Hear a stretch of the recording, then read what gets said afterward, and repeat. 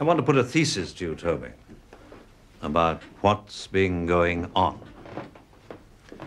Let's cast our minds back, say, about 18 months, when Control is still with us. Percy Allaline wants his job. Everyone knows that. But although Control is sick and past his prime, Percy can't dislodge him. It's a time of uneasiness in the circus. Morale is low, activity is low, yes? I remember, George. Well, Percy's door opens one day and one of our senior men walks in. We'll call him Gerald. Oh, it's just a name. And Gerald says, Percy, I've stumbled on a major source of Russian intelligence. It could be a gold mine. Perhaps they take a walk in the park or drive in a car, but whatever, Percy listens. Because what Gerald goes on to say is music in Percy's ears. Some of us, Gerald tells him, are worried sick about the state the circus has got into. I mean, look at our operational losses. Agents, networks. He's careful not to suggest there's a traitor inside the circus, but he emphasizes that slovenliness at the top is leading to failure all round. That is to say, it's all Control's fault. My thesis, you understand. Sure, George. Another notion is that Percy Allaline was his own Gerald, that he went out and bought himself a top Russian spy and manned his own boat from then on. But I don't believe that's what happened. I think he'd mess it up, don't you? Sure, George. So the next thing is for Gerald to say to Percy, I and a little group of like-minded friends want you to be our father figure, Percy. We are not political men. We don't know our way in the Whitehall jungle, but you do. Did you bring a babysitter, Toby? George, why should I? I came to meet Peter and some Pole in the fur trade. Do you want Fawn to go down and have a look? No, need him here. Can't take the chance. Yes, well, Gerald says that if Percy will handle the committees, he and his friends will handle Merlin. Merlin being the Moscow intelligence source, and witchcraft the name of the material he supplies. And how well it all worked. Merlin's material proved excellent, as everyone agreed, except Control. And eventually Control was out and Percy was king. So what's new, George? Ever bought a fake picture, Toby? Sold a couple once. The more you pay for it, the less inclined you are to doubt its authenticity. Merlin's price was 20,000 francs a month into a Swiss bank, according to the file. Oh, yes, Toby, this is official.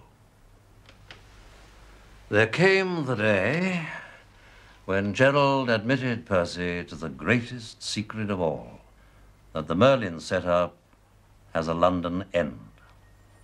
Alexei Alexandrovich Polyakov, cultural attaché at the Russian embassy in London. You're on record as grading him Snow White, Toby, quite untainted with the mischief of espionage.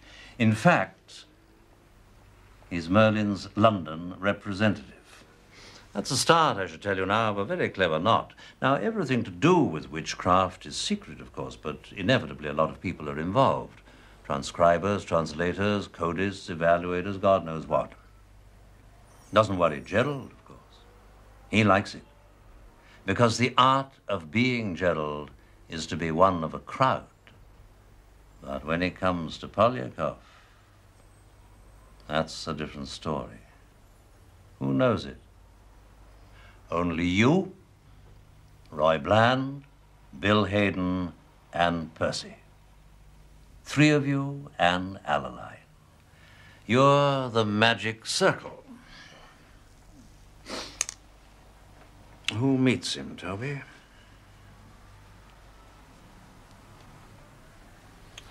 For God's sake, let me sweat the bastard.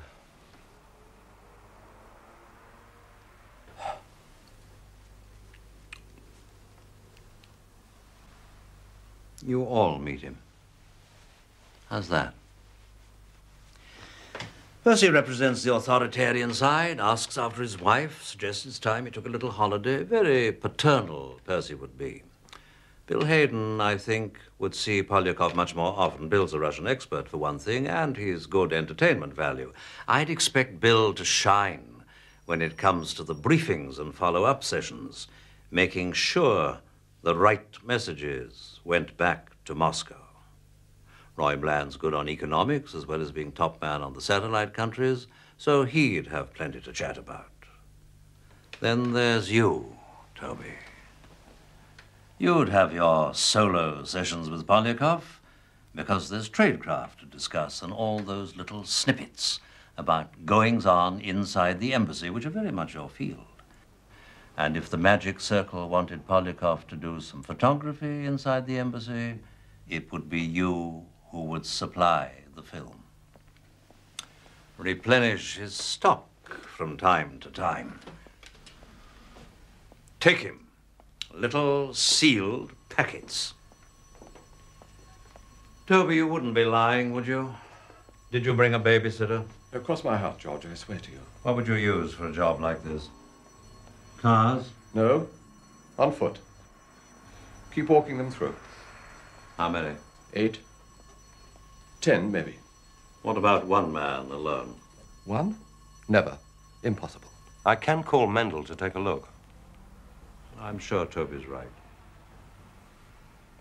Listen, George. I know Polyakov works for Moscow Center. Of course I do.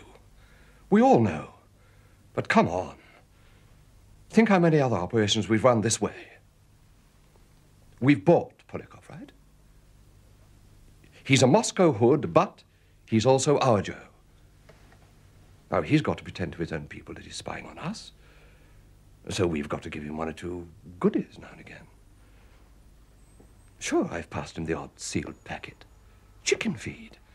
So he can send them home and Moscow Center clap him on the back and tell him he's a big man. It happens all the time. Now, come on, George. You know the game. So are you Polyakov's agent inside the circus?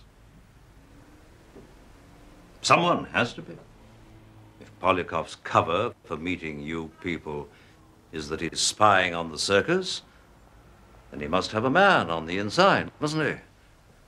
And Polyakov can't report back to Moscow Center after he's picked up a great load of circus chicken feed and just say, I got this from the boys. He's got to have a whole history. How he selected his man, courted him, bought him, how they meet and where. The whole paraphernalia of running a double agent, and all this in Moscow Center's archives. You, Toby? Toby Esterhazy masquerades as a circus traitor in order to keep Polyakov in business. My hat, Toby. A dangerous job like that deserves a whole chestful of medals. You're on a damn long road, George. What happens to you if you never reach the other end? With Lakon and the minister behind me? Why become the little guy? Why not go for the big ones? Percy Alleline, Bill Hayden. Thought you were a big guy these days. You're the perfect choice, Toby. Resentful about slow promotion, sharp-witted, fond of money. With you as his agent, Polyakov has a cover story that really sits up and works. The big 3 give you the little sealed packets of chicken feed, and Moscow Center thinks you're all theirs. The only problem arises when it turns out you've been handing Polyakov the crown jewels and getting Russian chicken feed in return. If that's the case, Toby, you're going to need some good friends, like us. Gerald, of course, is a Russian mole, and he's pulled the circus inside out. But witchcraft material isn't chicken feed. It's the best. It was good at first. Listen, George. Suppose you're wrong. Toby. Who told you to muzzle Jerry Westerby? The same person who sent you down to Sarat with £1,000 for Jim Prideaux and the instruction, get lost? Speak up. Was it Percy? I think so. Maybe it was Bill, though. Well, listen, it was a big operation. Sometimes Roy. It never seemed to come straight from one. There was a committee. I took a lot of orders. You told Prideaux to forget about Tinker Tailor. Where did that come from? I never knew what that meant. Now, George, that's the truth. Poor Toby. Yes, I do see. What a dog's life you must have been leading, running between them all. George, if there's anything I can do of a practical nature... Now, you know me, George. My boys are pretty well trained. Now, if you want to borrow them... I'd have to speak to Lacon, of course. But, well, you'd expect that.